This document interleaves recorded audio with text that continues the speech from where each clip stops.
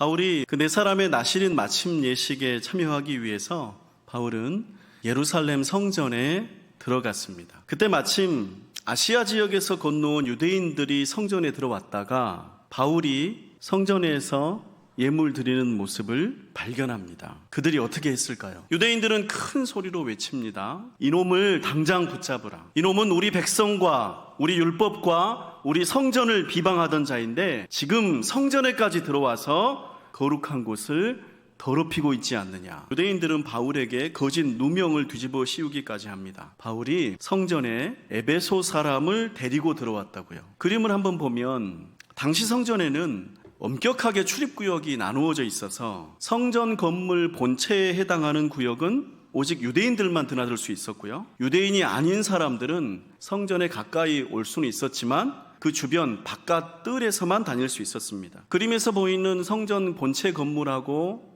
벽 사이에 그 넓은 뜰에 얇은 선이 보이는데 그 선이 두 구역 사이의 경계를 이루는 낮은 담입니다. 물론 바울은 유대인 아닌 사람을 성전에 데리고 들어가지 않았죠. 그런데 사람들이 거짓말을 합니다. 바울이 성전을 더럽히려는 수작으로 여기에 유대인 아닌 사람들을 데리고 왔고 심지어 그들로 인해서 성전을 모욕하고 있다 이렇게요. 자, 이제 바울은 어떻게 될까요? 사람들이 모여들어서 바울을 붙잡았고요. 바울을 죽이려는 의도로 때렸습니다. 성전의 치안을 지키는 로마 군인들이 출동을 해서 그치게 할 때까지 바울은 막고 있었습니다. 그런데요, 바로 이 장면, 바울이 유대인들에게 붙잡혀서 두들겨 맞고 있는 이 장면이 바로 바울이 예루살렘에 온 목적이죠. 우리가 이미 몇 주 전부터 들어온 예언, 그 성령이 주신 예언입니다. 예루살렘에서 결박과 환난을 당하리라고요. 그러니 실컷 두들겨 맞으면서 바울은 어떤 생각을 했을까요? 사명감이나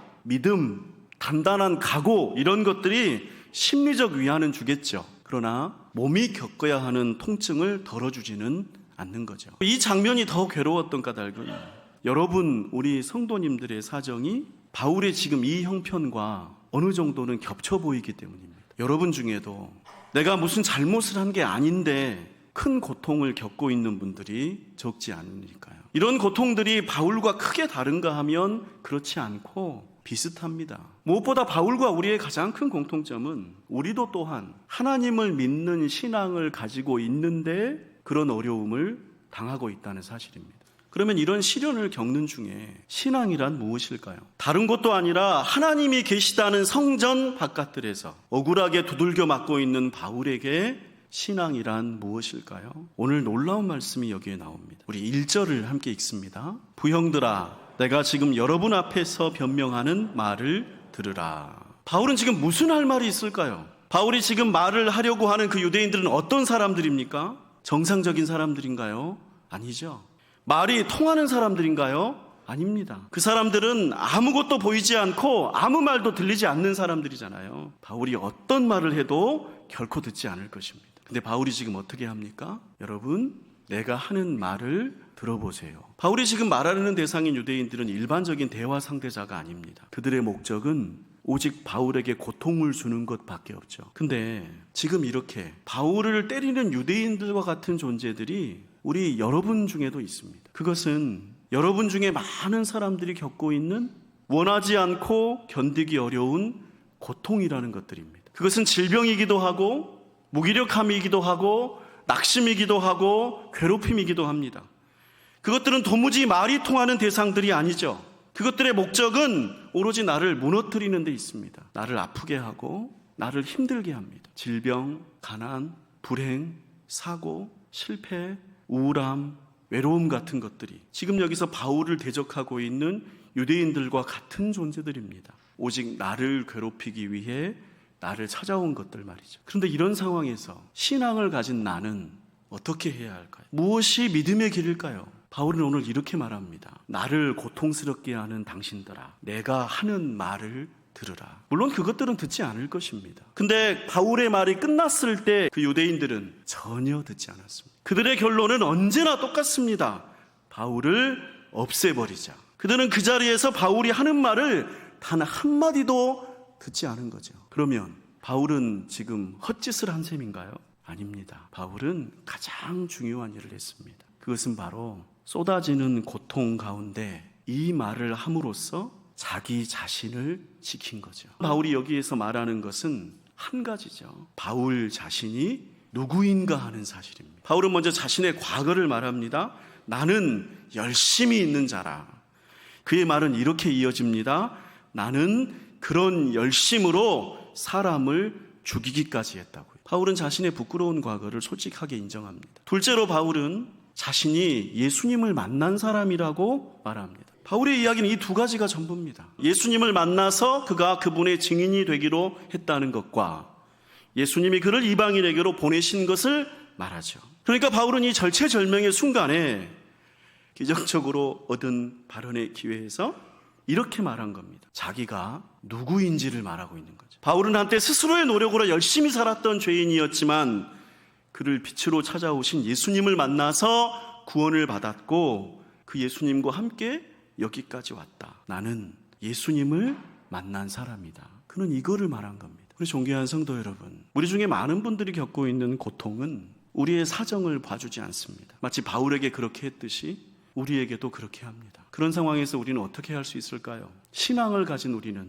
어떻게 해야 합니까? 오늘 하나님은 바울을 통해 보여주십니다. 내가 누구인지 말하라고요. 바울과 우리는 다르지 않습니다. 바울이 그랬던 것처럼 우리도 열심히 살아왔고, 바울이 그랬던 것처럼 우리도 예수님을 만나서 구원을 받았습니다. 그리고 바울이 그랬던 것처럼 우리도 인생 중에 견디기 어려운 고난을 겪습니다. 그때 우리가 할 말이 이것이죠. 나는 누구인가? 나는 예수님을 만나 구원받은 사람이라고요. 이 소동에 아무런 좋은 답이 되지 않을 것 같은 이 말들을 마친 바울은 자, 이제 어떻게 될까요? 당연히 죽어야겠죠. 살려달라고 안 했으니까. 성난 유대인들도 바울의 편이 아니지만요, 당장에 바울을 떼어놓은 그 로마 군대도 결코 바울의 편이 아닙니다.